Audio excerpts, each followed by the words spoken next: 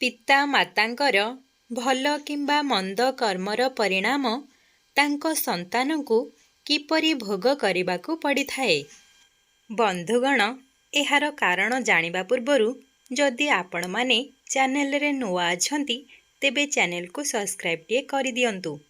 ବନ୍ଧୁଗଣ, ଆମେ ସମସ୍ତେ ଜାଣୁ ଯେ ଆମର ଭଲ କିମ୍ବା ମନ୍ଦ କର୍ମର ପରିଣାମ ଆମକୁ ନିଶ୍ଚୟ ଭୋଗ କରିବାକୁ ପଡ଼ିଥାଏ।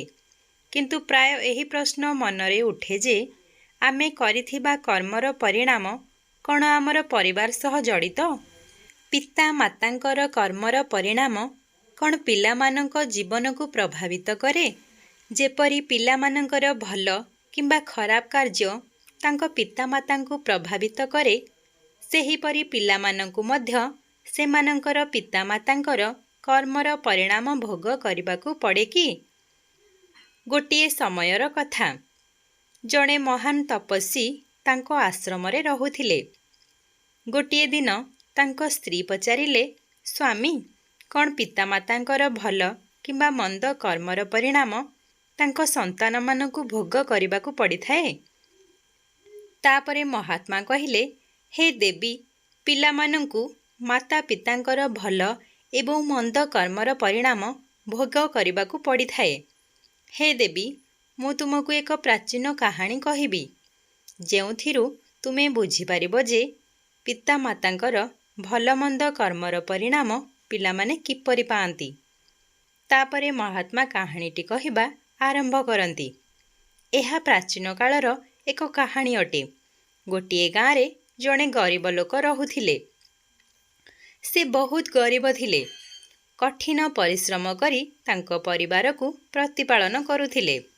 ସାରା ଦିନ କାମ କରିବା ପରେ ସେ 60 ଟଙ୍କା ପାଉଥିଲେ, ଯାହା ମଧ୍ୟରୁ ସେ 30 ଟଙ୍କା ଦାନ କରୁଥିଲେ ଓ ବାକି 30 ଟଙ୍କାରେ ସେ ପରିବାର ପ୍ରତିପାଳନରେ ଖର୍ଚ୍ଚ କରୁଥିଲେ। କିଛି ଦିନ ପରେ ତାଙ୍କ ଘରେ ଗୋଟିଏ ପୁଅ ଜନ୍ମ ହେଲା। ଏବେ ସେହି ଗରିବ ଲୋକ ପରିବାରରେ 3 ଜଣ ସଦସ୍ୟ ହୋଇଗଲେ, ସ୍ୱାମୀ, ସ୍ତ୍ରୀ ଓ ଗୋଟିଏ ପୁଅ। ଧୀରେ ଧୀରେ ବଢ଼ୁଥିବା ମହଙ୍ଗା ବଜାର ହେତୁ ସେ ଲୋକକୁ ତା ପରିବାର ଚଳାଇବା ପାଇଁ ବହୁତ କଷ୍ଟକର ହୋଇଗଲା। ଗୋଟିଏ ଦିନ ସେହି ବ୍ୟକ୍ତିଙ୍କର ପୁଅ ତାଙ୍କ ବାପାଙ୍କୁ ପଚାରିଲେ, ବାପା, ଆପଣ 60 ଟଙ୍କା ରୋଜଗାର କରନ୍ତି, ସେଥିରୁ 30 ଟଙ୍କା ଦାନ କରନ୍ତି ଓ ବାକି 30 ଟଙ୍କାରେ ଆମେ କିପରି ବଞ୍ଚିବା? ଲୋକଟିକୁ ନୀରବ ଦେଖି ତାଙ୍କ ସ୍ତ୍ରୀ କହିଲେ, ପୁଅ, ଏପରି କିଛି ନୁହେଁ। ପୁଅ, ତୋ ବାପା 60 ଟଙ୍କା ରୋଜଗାର କରନ୍ତି, ସେଥିରୁ ଯେଉଁ 30 ଟଙ୍କା ଦାନ କରନ୍ତି ତାହା କେବଳ ତୋରି ପାଇଁ, ଅନ୍ୟ କାହା ପାଇଁ ନୁହେଁ। ପିଲାଟି ଏହା ଆଦୌ ବୁଝିପାରିଲା ନାହିଁ। ସମୟ ଏହିପରି ବିତିଗଲା ଏବଂ ଗରିବ ଲୋକଟିର ପୁଅ ଧୀରେ ଧୀରେ ବଡ଼ ହେବାକୁ ଲାଗିଲା। ଗୋଟିଏ ଦିନ ଲୋକଟି ଫେରିବା ସମୟରେ ରାସ୍ତାରେ ଗୋଟିଏ କଳା ମଇଁଷି ଆସି ତାଙ୍କୁ ଆକ୍ରମଣ କଲା। ସେହି ମଇଁଷିର ଆକ୍ରମଣରେ ବ୍ୟକ୍ତି ଜଣକ ଘଟଣାସ୍ଥଳରେ ମୃତ୍ୟୁବରଣ କଲେ। ଯେତେବେଳେ ତାଙ୍କ ସ୍ତ୍ରୀ ଏବଂ ପୁଅ ଏହି ଖବର ପାଇଲେ, ସେମାନେ ବହୁତ ଦୁଃଖିତ ହେଲେ। ଗରିବ ଲୋକଟିର ପୁଅ ତା ମାଆକୁ ପଚାରିଲା, ମା, ବାପା ତ ଆମକୁ ଛାଡ଼ି ଚାଲିଗଲେ। ସେ ଦୈନିକ 60 ଟଙ୍କା ରୋଜଗାର କରୁଥିଲେ, 30 ଟଙ୍କା ସଞ୍ଚୟ କରୁଥିଲେ, 30 ଟଙ୍କାରେ ଆମର ଭରଣ ପୋଷଣ କରୁଥିଲେ ଓ ବାକି 30 ଟଙ୍କା ଦାନ କରୁଥିଲେ। ଏବେ ଆମେ ଚଳିବା କିପରି? ଆମେ ନିଜକୁ କିପରି ଖାଇବାକୁ ଦେବା? ମା ସେ ପୁଅକୁ କହିଲା, ପୁଅ, ବାପା ଆମକୁ ଛାଡ଼ି ଯମରାଜାଙ୍କ ପାଖକୁ ଚାଲି ଯାଇଛନ୍ତି। ଆମକୁ କେହି ସାହାଯ୍ୟ କରୁନାହାନ୍ତି। ଦରିଦ୍ର ଲୋକମାନଙ୍କୁ କେହି ସାହାଯ୍ୟ କରିନଥାନ୍ତି। କେବଳ ପରମେଶ୍ୱର ଆମ ପରି ଲୋକମାନଙ୍କୁ ରକ୍ଷା କରନ୍ତି। ତାପରେ ପୁଅ ମାଆକୁ କହିଲା, ମା, ଏପରି ଭାବ ନାହିଁ। ମୁଁ ଯମରାଜାଙ୍କ ପାଖକୁ ଯାଇ ଆମର ବାପାଙ୍କୁ ଫେରାଇ ଆଣିବି। ଯମରାଜ ଆମର ଦାରିଦ୍ରତା ଦେଖି ଆମ ଉପରେ ଦୟା କରିବେ। ସେ ନିଶ୍ଚୟ ଭାବରେ ଆମର ପିତାଙ୍କୁ ମୋ ସହିତ ପଠାଇବେ। ସେହି ଛୋଟ ପିଲାର କଥାକୁ ତାଙ୍କ ମା ଗୁରୁତ୍ୱ ଦେଲେ ନାହିଁ। ଗୋଟିଏ ଦିନ ମା ତାଙ୍କ ପୁଅକୁ ଘରେ ଏକୁଟିଆ ଛାଡ଼ି କାମ କରିବାକୁ ବାହାରକୁ ଚାଲିଗଲେ। ଏହି ସମୟରେ ପୁଅଟି ଭାବିଲା ଯେ ଯମରାଜାଙ୍କ ପାଖକୁ ଯାଇ ବାପାଙ୍କୁ ଫେରାଇ ଆଣିବ। ଏହା ଭାବି ସେ ତାଙ୍କ ବାପାକୁ ଆଣିବା ପାଇଁ ଘରୁ ବାହାରି ପଡ଼ିଲା। ଚାଲି ଚାଲି ସେ ପିଲାଟିର ବହୁତ ସମୟ ବିତିଗଲା। ଯେତେବେଳେ ସେ କ୍ଳାନ୍ତ ହୋଇଗଲା, ସେ ବହୁତ ବଡ଼ ଆମ୍ବ ଗଛର ଛାଇ ଦେଖି ତା ତଳେ ବସିଗଲା। ତାପରେ ଆମ୍ବ ଗଛଟି ମଣିଷ ସ୍ୱରରେ କହିଲା, ପୁଅ ତୁମେ କିଏ? ତୁମେ କେଉଁଆଡ଼େ ଯାଉଛ? ଆଜି ପର୍ଯ୍ୟନ୍ତ ମୋ ଛାଇ ତଳେ ତୁମ ପରି କୋମଳ ପିଲା କେହି ଆସି ବସିନାହାନ୍ତି। ପିଲାଟି କହିଲା, ମୁଁ ଜଣେ ଗରିବ ଲୋକର ପୁଅ। ମୁଁ ମୋ ବାପାଙ୍କୁ ଆଣିବା ପାଇଁ ଯମରାଜାଙ୍କ ପାଖକୁ ଯାଉଛି। ଏହା ଶୁଣି ଆମ୍ବ ଗଛଟି କହିଲା, ପୁଅ ତୁମେ ଯମରାଜାଙ୍କୁ ମୋର ଏକ ପ୍ରଶ୍ନ ପଚାରିବ? ମୁଁ ଏଠାରେ ଅନେକ ବର୍ଷ ଧରି ଠିଆ ହୋଇଛି, କିନ୍ତୁ ମୋ ପତ୍ର ମଧ୍ୟ ପଡ଼ିନାହିଁ, ମୋ ଡାଳ ମଧ୍ୟ ଶୁଖିନାହିଁ। ମୁଁ ଆଉ କେତେ ବର୍ଷ ଏଠାରେ ଠିଆ ହେବି? ମୁଁ ମୋ ପୂର୍ବଜନ୍ମରେ ଏପରି କେଉଁ ପାପ କରିଥିଲି ଯାହା ଯୋଗୁଁ ମୁଁ ଏହି ଜୀବନରୁ ମୁକ୍ତି ପାଇପାରୁନାହିଁ? ଏହାର କାରଣ କ'ଣ? ପିଲାଟି କହିଲା, ଠିକ୍ ଅଛି, ମୁଁ ତୁମର ଏହି ପ୍ରଶ୍ନର ଉତ୍ତର ଯମରାଜାଙ୍କୁ ନିଶ୍ଚୟ ପଚାରିବି। ଏହା କହି ପିଲାଟି ଆଗକୁ ବଢ଼ି ଚାଲିଲା। ଯିବା ରାସ୍ତାରେ ସେ ଗୋଟିଏ ସାପ ଦେଖିଲା। ପିଲାଟି ସାପଟିକୁ ଦେଖି ଭୟରେ ଦୌଡ଼ିବା ସମୟରେ ସାପଟି ମଣିଷ ସ୍ୱରରେ କହିଲା, ମୋତେ ଭୟ କର ନାହିଁ ପୁଅ। କେବଳ ମୋତେ କୁହ, ତୁମେ କିଏ? ତୁମେ କେଉଁଆଡ଼େ ଯାଉଛ? ପିଲାଟି ସାପଟିକୁ ହାତ ଯୋଡ଼ି କହିଲା, ସାପ ମହାରାଜ, ମୁଁ ଜଣେ ଗରିବ ଲୋକର ପୁଅ। ମୁଁ ମୋ ବାପାଙ୍କୁ ଫେରାଇ ଆଣିବା ପାଇଁ ଯମରାଜାଙ୍କ ପାଖକୁ ଯାଉଛି। ଏହା ଶୁଣି ସାପଟି କହିଲା, ପୁଅ ତୁମେ ଯମରାଜାଙ୍କୁ ମୋର ଏକ ପ୍ରଶ୍ନ ପଚାରିବ? ମୁଁ ଏଠାରେ ଅନେକ ବର୍ଷ ଧରି ପଡ଼ି ରହିଛି। ମୁଁ ଆଉ ଚାଲିପାରୁନାହିଁ। ମୋ ଶରୀରରେ ଚାଲିବା ପାଇଁ ଯଥେଷ୍ଟ ଜୀବନ ମଧ୍ୟ ନାହିଁ। ମୁଁ ପୂର୍ବଜନ୍ମରେ ଏପରି କେଉଁ ପାପ କରିଥିଲି ସେଥିପାଇଁ ଏହି ଜୁନିରୁ ମୁକ୍ତି ପାଇପାରୁନାହିଁ। ଠିକ୍ ଅଛି, ମୁଁ ତୁମର ଏହି ପ୍ରଶ୍ନର ଉତ୍ତର ଯମରାଜାଙ୍କୁ ନିଶ୍ଚୟ ପଚାରିବି। ଏହା କହି ପିଲାଟି ଆଗକୁ ବଢ଼ି ଚାଲିଲା। ଯିବା ରାସ୍ତାରେ ସେ ଗୋଟିଏ ଚାଷୀକୁ ଦେଖିଲା। ଚାଷୀଟି ପିଲାଟିକୁ ଦେଖି କହିଲା, ପୁଅ ତୁମେ ବହୁତ ନରମ ଏବଂ କୋମଳ ଦେଖାଯାଉଛ। ତୁମେ କିଏ? ତୁମେ କେଉଁଆଡ଼େ ଯାଉଛ? ପିଲାଟି ଚାଷୀଟିକୁ କହିଲା, ମୁଁ ଜଣେ ଗରିବ ଲୋକର ପୁଅ। ମୁଁ ମୋ ବାପାଙ୍କୁ ଫେରାଇ ଆଣିବା ପାଇଁ ଯମରାଜାଙ୍କ ପାଖକୁ ଯାଉଛି। ଏହା ଶୁଣି ଚାଷୀଟି କହିଲା, ପୁଅ ତୁମେ ଯମରାଜାଙ୍କୁ ମୋର ଏକ ପ୍ରଶ୍ନ ପଚାରିବ? ମୁଁ ଏଠାରେ ଅନେକ ବର୍ଷ ଧରି ପଥଚାରୀଙ୍କ ତୃଷ୍ଣା ମେଣ୍ଟାଇବା ପାଇଁ ଏକ କୂଅ ଖୋଳିଛି, କିନ୍ତୁ ଏପର୍ଯ୍ୟନ୍ତ ଏ କୂଅରୁ ପାଣି ବାହାରି ନାହିଁ। ମୁଁ ପୂର୍ବଜନ୍ମରେ କେଉଁ ପାପ କରିଛି ସେଥିପାଇଁ ଆଜି ପର୍ଯ୍ୟନ୍ତ ଏ କୂଅରୁ ପାଣି ବାହାରି ନାହିଁ। ମୁଁ ଏଥିରେ ବହୁତ ଟଙ୍କା ଖର୍ଚ୍ଚ କରିଛି। ପିଲାଟି କହିଲା, ଠିକ୍ ଅଛି, ମୁଁ ତୁମର ଏହି ପ୍ରଶ୍ନର ଉତ୍ତର ଯମରାଜାଙ୍କୁ ନିଶ୍ଚୟ ପଚାରିବି। ଏହା କହି ପିଲାଟି ଆଗକୁ ବଢ଼ି ଚାଲିଲା। ଯିବା ରାସ୍ତାରେ ସେ ଗୋଟିଏ ବହୁତ ବଡ଼ ପୋଖରୀ ଦେଖିଲା। ପିଲାଟି ପୋଖରୀ କୂଳକୁ ଯାଇ ପାଣି ପିଇବା ଆରମ୍ଭ କଲା। ପାଣି ପିଇବା ସମୟରେ ପୋଖରୀରୁ ଏକ ବତକ ଆସି ପିଲାଟିକୁ ଦେଖି କହିଲା, ପୁଅ ତୁମେ କିଏ? ତୁମେ କେଉଁଆଡ଼େ ଯାଉଛ? ପିଲାଟି କହିଲା, ମୁଁ ଜଣେ ଗରିବ ଲୋକର ପୁଅ। ମୁଁ ମୋ ବାପାଙ୍କୁ ଫେରାଇ ଆଣିବା ପାଇଁ ଯମରାଜାଙ୍କ ପାଖକୁ ଯାଉଛି। ବତକ କହିଲା, ପୁଅ ତୁମେ ମୋ ପାଇଁ ଗୋଟିଏ ପ୍ରଶ୍ନ ଯମରାଜାଙ୍କୁ ପଚାରିପାରିବ? ମୁଁ ଏ ପୋଖରୀରେ ବହୁତ ବର୍ଷ ଧରି ଘୂରି ବୁଲୁଛି। ମୋ 7 ପିଢ଼ି ବିତିଗଲେଣି। ମୁଁ ଏବେ ବି ଏ ପୋଖରୀରେ ରହିଛି। ମୁଁ ମୋ ପୂର୍ବଜନ୍ମରେ କେଉଁ ପାପ କରିଛି ସେଥିପାଇଁ ଏହି ଜନ୍ମରୁ ମୁକ୍ତି ପାଇପାରୁନାହିଁ। ପିଲାଟି କହିଲା, ଠିକ୍ ଅଛି, ମୁଁ ଯମରାଜାଙ୍କୁ ତୁମର ପ୍ରଶ୍ନ ନିଶ୍ଚୟ ପଚାରିବି।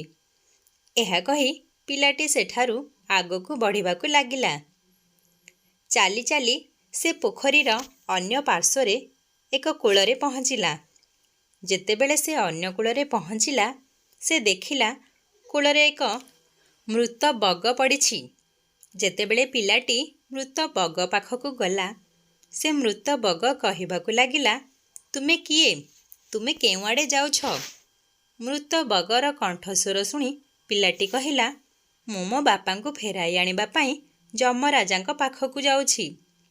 ମୃତ ବଗଟି କହିଲା, ପୁଅ, ତୁମେ ମୋ ପାଇଁ ଗୋଟିଏ ପ୍ରଶ୍ନ ଯମରାଜାଙ୍କୁ ପଚାରିପାରିବ?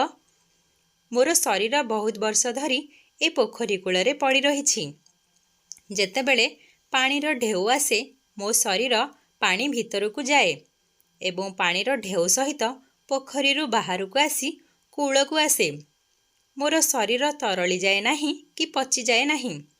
ଏତେ ବର୍ଷ ଧରି ମୋ ଶରୀର ଏପରି ପଡ଼ି ରହିଛି। ମୁଁ ପୂର୍ବଜନ୍ମରେ ଏପରି କେଉଁ ପାପ କରିଥିଲି ଯେଉଁଥିପାଇଁ ମୁଁ ଏହି ଶରୀରରୁ ମୁକ୍ତି ପାଇପାରୁନାହିଁ? ପିଲାଟି କହିଲା, ମୁଁ ଯମରାଜାଙ୍କୁ ନିଶ୍ଚୟ ପଚାରିବି। ଏହା କହି ପିଲାଟି ସେଠାରୁ ଚାଲିଗଲା। ସେ ଯମପୁରକୁ ଯାଇ ଯମରାଜାଙ୍କୁ ପ୍ରଣାମ କରି ହାତ ଯୋଡ଼ି କହିଲା, ହେ ଯମରାଜ, ମୋ ବାପା କେଉଁଠି? ଯେତେବେଳେ ସେ ଘରେ ଥିଲେ, ସେ ପ୍ରତିଦିନ 60 ଟଙ୍କା ରୋଜଗାର କରୁଥିଲେ। ସେଥିରୁ 30 ଟଙ୍କାରେ ସେ ଆମର ଭରଣ ପୋଷଣ କରୁଥିଲେ ଓ ବାକି 30 ଟଙ୍କା ଦାନ କରୁଥିଲେ। କିନ୍ତୁ ଏବେ ମୋ ବାପା ଘରେ ନାହାନ୍ତି। ତେଣୁ ମୁଁ ଆଉ ମୋ ମା ଭୋକରେ କଷ୍ଟ ପାଉଛୁ। ବାପାଙ୍କ ବିନା ଆମେ ମା ପୁଅ ରାସ୍ତା କଡ଼ର ଭିକାରୀ ପରି ଭୋକରେ କଷ୍ଟ ପାଉଛୁ। ଦୟାକରି ମୋ ବାପାଙ୍କୁ ମୋ ସହିତ ଯିବାକୁ ଦିଅ। ପିଲାଟିର ଗୁହାରି ଶୁଣି ଯମରାଜ କହିଲେ, ଠିକ୍ ଅଛି, ମୁଁ ତୁମ ସହିତ ତୁମ ବାପାଙ୍କୁ ତୁମ ଘରକୁ ପଠାଇଦେବି। ପ୍ରଥମେ ତୁମେ ଏଠାରେ ବସ। ଯମରାଜ ପୁଅଟିକୁ ନିଜ ପାଖରେ ବସାଇ ଖାଦ୍ୟ ଖାଇବାକୁ ଦେଲେ। ଖାଇସାରିବା ପରେ ସେ ପଚାରିଲେ, ତୁମେ ଆଉ କ'ଣ ଚାହୁଁଛ? ତାପରେ ପିଲାଟି ରାସ୍ତାରେ ଭେଟିଥିବା ସମସ୍ତଙ୍କ ବିଷୟରେ ଯମରାଜାଙ୍କୁ ପଚାରିଥିଲେ। ଯମରାଜ ସମସ୍ତଙ୍କ ପ୍ରଶ୍ନର ଉତ୍ତର ଦେଲେ ଓ କହିଲେ, ପୁଅ, ସେମାନଙ୍କୁ ତାଙ୍କ ଉତ୍ତର କହିଦେଇ ଯିବ। ତାପରେ ଯମରାଜ କହିଲେ, ପୁଅ, ତୁମେ ଘରକୁ ଯାଅ।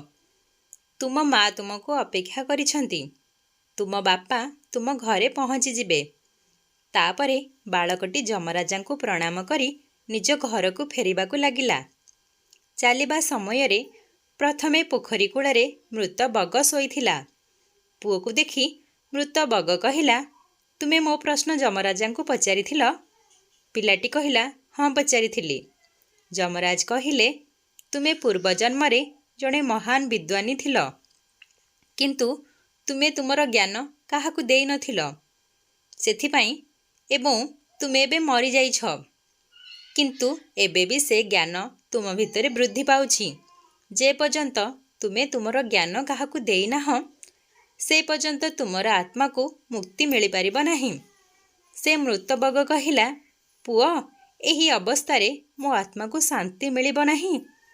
ଏବେ ମୋ ଠାରୁ ଜ୍ଞାନ ନେବାକୁ ମୋ ପାଖକୁ କିଏ ଆସିବ? ତେଣୁ ତୁମେ ମୋର ଜ୍ଞାନ ନେଇଯାଅ। ଏବଂ ଜ୍ଞାନ ଦେବା ପରେ ସେ ମୃତ ବଗ ତୁରନ୍ତ ମୁକ୍ତି ପାଇଗଲା। ତାପରେ ପିଲାଟି ଆଗକୁ ବଢ଼ିଲା। ଯିବା ରାସ୍ତାରେ ବତକକୁ ଭେଟିଲା। ବତକ କହିଲା, ପୁଅ, ମୋ ପ୍ରଶ୍ନ ଯମରାଜାଙ୍କୁ ପଚାରିଥିଲ? ପିଲାଟି କହିଲା, ହଁ, ପଚାରିଥିଲି। ଯମରାଜ କହିଲେ, ତୁମ ଭିତରେ ଅମୃତ ଅଛି। ଯେ ପର୍ଯ୍ୟନ୍ତ ଏ ଅମୃତ କାହାକୁ ନ ଦେଇଛ, ସେ ପର୍ଯ୍ୟନ୍ତ ଏମିତି ଅସ୍ଥିର ରହିବ। ବତକ କହିଲା, ପୁଅ, ମୁଁ ଏବେ କାହାକୁ ପାଇବି? ତୁମେ ଏ ଅମୃତ ନେଇଯାଅ। ତାପରେ ବତକ ସେ ପୁଅଟିକୁ ଅମୃତ ଦେବା ପରେ ତା ଆତ୍ମାକୁ ମୋକ୍ଷ ପ୍ରାପ୍ତ ହେଲା। ତାପରେ ପିଲାଟି ସେଠାରୁ ଆଗକୁ ବଢ଼ି ଚାଲିଲା। ଯିବା ରାସ୍ତାରେ ସେ ସେହି ଚାଷୀକୁ ଭେଟିଲା, ଯିଏ ପଥଚାରୀଙ୍କ ପାଇଁ କୂଅ ଖୋଳାଇଥିଲା। ଚାଷୀଟି ପିଲାଟିକୁ ଦେଖିବା ମାତ୍ରେ ହାତ ଯୋଡ଼ି ପ୍ରେମର ସହ ପଚାରିଥିଲା, ପୁଅ, ତୁମେ କ'ଣ ମୋର ପ୍ରଶ୍ନ ଯମରାଜାଙ୍କୁ ପଚାରିଥିଲ? ପିଲାଟି କହିଲା, ହଁ, ପଚାରିଥିଲି। ଯମରାଜ କହିଲେ, ତୁମ ଘରେ ଗୋଟିଏ ଯୁବତୀ ବସିଛି। ଯେ ପର୍ଯ୍ୟନ୍ତ ତୁମେ ସେହି ଝିଅକୁ ବିବାହ କରାଇବ ନାହିଁ, ସେ ପର୍ଯ୍ୟନ୍ତ ଏ କୂଅରେ ପାଣି ରହିବ ନାହିଁ। ପ୍ରଥମେ ତୁମ ଉପରେ ତୁମର କର୍ମ ନିର୍ଭର ଅଛି। ଏହାକୁ ସମାପ୍ତ କର। ଭଗବାନ ତୁମ ଉପରେ ଯେଉଁ ଦାୟିତ୍ୱ ଦେଇଛନ୍ତି, ତାହା ଉପରେ ପ୍ରଥମେ ଧ୍ୟାନ ଦିଅ। ପ୍ରଥମେ ତୁମର କନ୍ୟାଦାନ କର, ତାପରେ କୂଅ ଖୋଳାଅ। ତାପରେ ଚାଷୀଟି କହିଲା, ମୋ ଝିଅ ପାଇଁ ପୁଅ ଖୋଜିବାକୁ ମୁଁ ଏବେ କେଉଁଠିକୁ ଯିବି? ତୁମେ ବହୁତ ସରଳ ବ୍ୟକ୍ତି ଏବଂ ସୁନ୍ଦର ମଧ୍ୟ ଦେଖାଯାଉଛ। ତେଣୁ ତୁମେ ମୋ ଝିଅକୁ ବିବାହ କର। ଚାଷୀଟି ତା ଝିଅକୁ ସେ ପୁଅ ସହିତ ବିବାହ କରାଇଲା। ତାପରେ से चाषीटी बहुत टंका दे ता झील को विदाय देला। पिलाटी ता स्त्री को धरी आग को बढ़ी चलिला। आग को जीवा समय रे से रास्तार से ही इच्छाधारी सर्प को देखिला। सर्पराज कहिला, पुत्र तुमे कौन मोर प्रश्न यमराजा को पचारि थिल? बालकटी कहिला, हाँ। यमराज कहिले, तुमे तुम पाखरे थिबा नागमणि बाहर करिनाह किंबा केबे काहाकू दान करिनाह। जे पर्यंत तुमे नागमणि काहाकू दान करिनाह से पर्यंत तुम शरीर एहीपरि रहिब। सापटी कहिला, पुओ मु एही नागमणि काहाकू देबी? तुमे एही नागमणि नै जाओ। तापरे सेही सापटी नागमणि को सेही पुओटी को देदेला। नागमणि देबा मात्रे से सापर आत्मारू मोक्ष पाइला। एहीपरि भाबरे पुओटी ता स्त्री को धरी आग को चलिला। तापरे चलिबा समय रे सेही विशाल आंब गछटी देखिला, जहार छाईरे से विश्राम नेउथिला। से कहिला, पुत्र तुमे यमराज को मोर प्रश्न पचारि थिल? पुओटी कहिला, हाँ पचारिथिली। यमराज कहिले, पूर्व जन्मरे तुमर काम थिला पिलामानको पाठ पढ़ाइबा। तुमर पदवी गुरुत्व थिला, किंतु तुमे तुमर पदवीर ठीक भावरे व्यवहार करिनाह। शिक्षादान समय रे तुमे छोट पिलामानंकु बहुत कामरे लगाउथिल एवं सेमानंकु ठीक भावरे शिक्षा देउनथिल। सेही पिलामानंकर अभिशाप जोगु तुमे मुक्ति पाई परिबो नाही। तुम भितरे भरी रहिथिबा ज्ञान काहाकू दियो, तापरे तुमे मोक्ष पाइब। आंब गछ कहिला, मु तुमको ज्ञान प्रदान करिबी, तुमे एहाकू नै जाओ। तापरे आंब गछटी ता पाखरे थिबा सबु ज्ञान को सेही पुओटी को देदेला। गछटी पुओटी को ज्ञान देबा मात्रे संगे संगे गछर जोनिरू मुक्ति पाई तार आत्मा को शांति मिलीगला। पुओ सहित तांको स्त्री चाली चाली आसी घरे आसी पहुँची गले। जेतेबेले पुओटी ता स्त्री को धरी घर को आसिला, पुओ को देखी ता माँ बहुत खुशी होई गले और कहिले, पुत्र तुमे केउ आड़े जाइथिल एवं ए झीलटी किए? तापरे पुओटी तांको सहित घटिथिबा समस्त घटना तांको माँ को आगरे वर्णना कले एवं से देखिला बापा घरे नाहांती। तेणु से बुझी पारिला बापा आउ आसिबे नाही, से वर्तमान मोक्ष पाई जाइछंती। यमराज से पुओटी को तांको पिता करिथिबा दानर फल देले। एहीपरि भाबरे महात्मा तांको स्त्री को कहिले जे पिता मातांकर भल किंबा खराब कर्मर परिणाम तांको पिलामाने किपरि पाआंती। तेबे बंधुगण, आजिर कहानीरू कौन शिखिले कमेंट माध्यम निश्चय जणाइबे एवं कहानीटी भल लागिथिले लाइक शेयर कमेंट करने को एवं सब्सक्राइब टिए करने को आदौ भूलिबे नहीं।